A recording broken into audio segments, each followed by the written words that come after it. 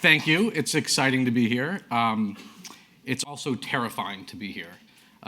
There's a lot of pressure with having to say something that somebody might deem was worth spreading. In fact, when I was asked to speak, I said yes, and then I hung up the phone, and I immediately became paralyzed with fear. And I actually, for some reason, videotaped that response, and I have it here, so we can all enjoy this. So laugh. Go ahead. So I was just asked to speak at a TEDx conference. I'm scared. I don't know what I'm going to say. Isn't the whole TED thing you have to have an idea worth spreading? I don't have just one of those just lying around. And if I did, I don't know that I want to spread it. I want to keep it for me. And then I was looking at the list of the other speakers who are going to be there. And these people are amazing. These people have ideas worth spreading. I mean, okay, look at this woman. This woman is a nun. Okay, nothing wrong with that. She also is this runner who's been featured in Running World magazine. And then she's got her MBA as well. I mean, look. You've got your runners here, you've got your nuns here, and then you've got your people with MBAs here. Now, occasionally somebody may do two of those things, but all three? What? Come on! Are you kidding me? I don't even do one of those things. I certainly don't run. And honestly, there's a better chance of me becoming a nun than either running or getting my MBA. Oh, and then there's this guy. So this guy is currently developing a new class of industrial robots. I mean, robots? I didn't even know that was a thing that, somebody could do. We're talking about robots. What am I possibly going to have to say that's better than robots? Nothing, because nothing's better than robots. Except for maybe nuns with their MBA. That may be the only other thing. What am I going to do? I don't think I can show up. Honestly, are there going to be robots there? That kind of frightens me. That's like the beginning of every kind of science fiction movie about the end of the world. You show up and all of a sudden there are a bunch of robots.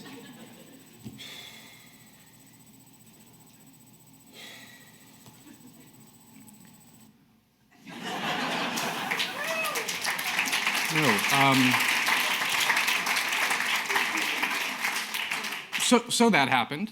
And I, why was my first instinct when going through this little mini breakdown to record it and then show it? Well, I think it's because for me, when I'm going through an uncomfortable situation in life, I tend to get through it by laughing. And that's what I love about comedy. Comedy exposes the truth, right? I was insecure, I was intimidated, and I saw that. Comedy allows the space to be uncomfortable, but it allows that space to find that comfort within it. Comedy puts us in direct confrontation with the truth, but it does so in a way that gets people to borrow from the poet Langston Hughes, laughing to keep from crying. So I've worked with the comedian Will Ferrell and the writer-director Adam McKay in a number of movies. You may know them from Anchorman, Talladega Nights, Step Brothers, and the other guys. And their comedy is sometimes unfairly grouped into kind of so-called dumb comedy, which, you've got scenes where Will Ferrell and Step Brothers is running into a room and putting his testicles on a drum set. So, so you're clapping for testicles, right. Big fan of testicles right here in the fourth row, so anybody with them, she's right there.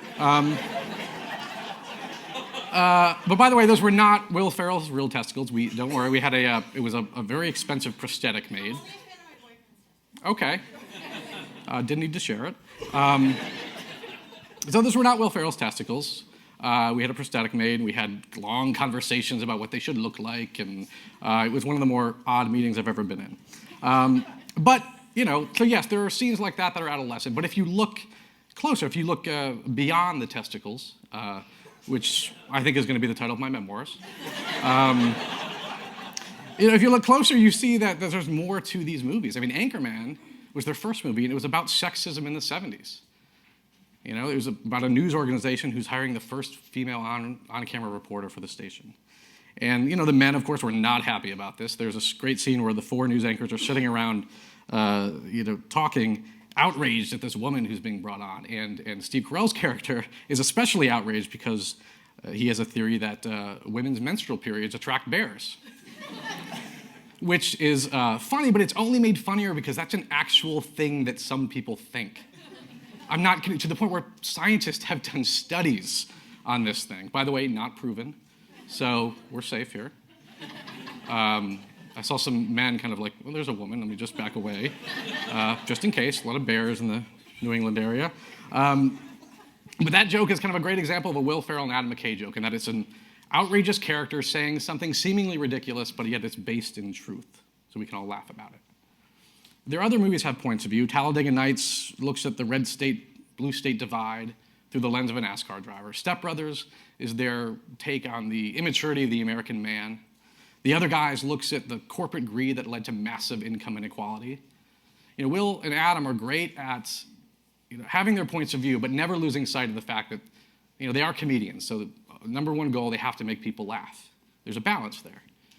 There's a comedian, W. Kamau Bell, who has talked about this balance. He has a show called Totally Biased with Kamau Bell.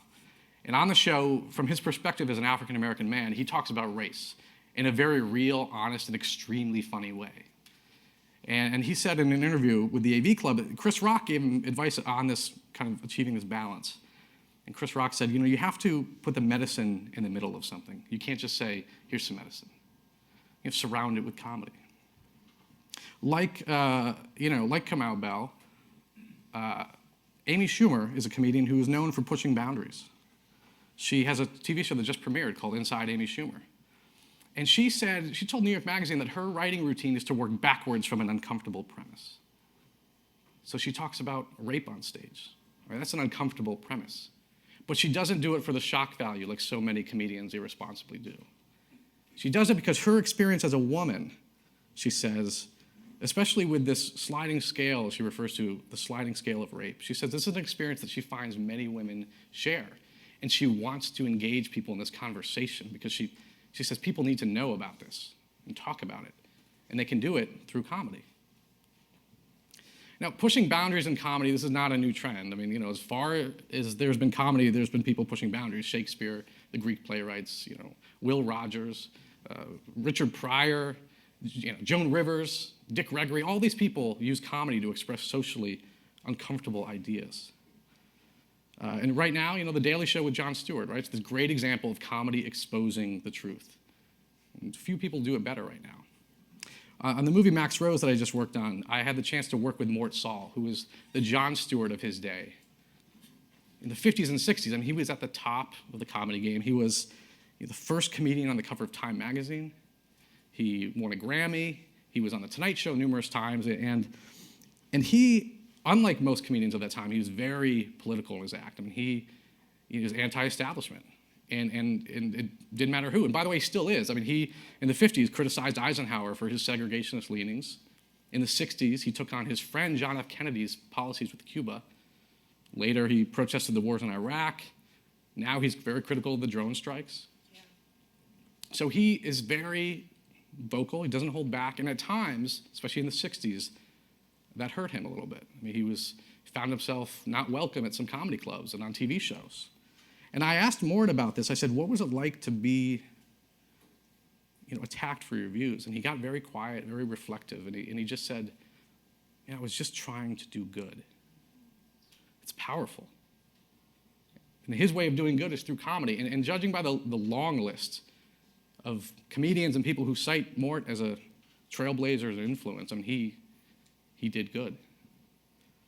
Now, for many people, comedy is merely an escape, right? You have a long day. You just want to kind of sit and be entertained and laugh. And that's great. But at its best, comedy does so much more. Comedy allows Jon Stewart and Mort Saul the chance to show us hypocrisy in the government. It gives Amy Schumer the chance to engage us in uncomfortable conversations about sexuality. It gives Kamau Bell the platform to talk about the racism that is very much a part of our culture.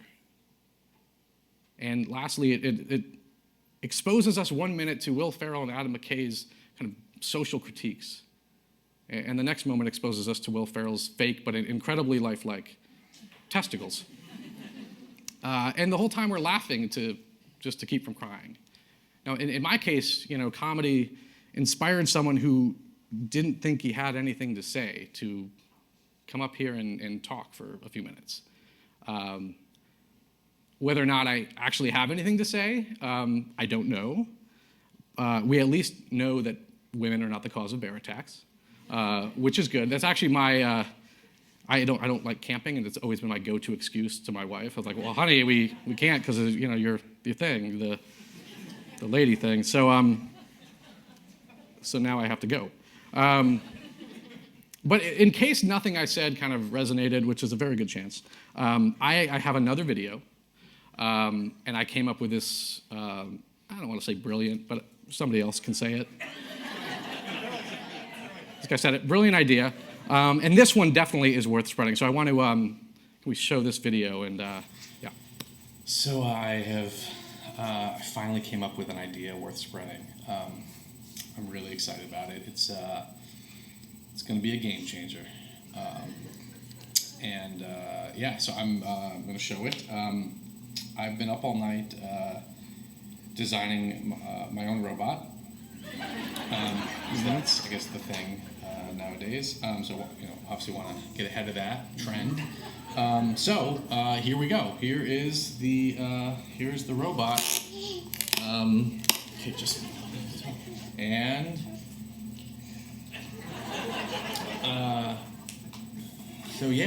the Babytron 2700.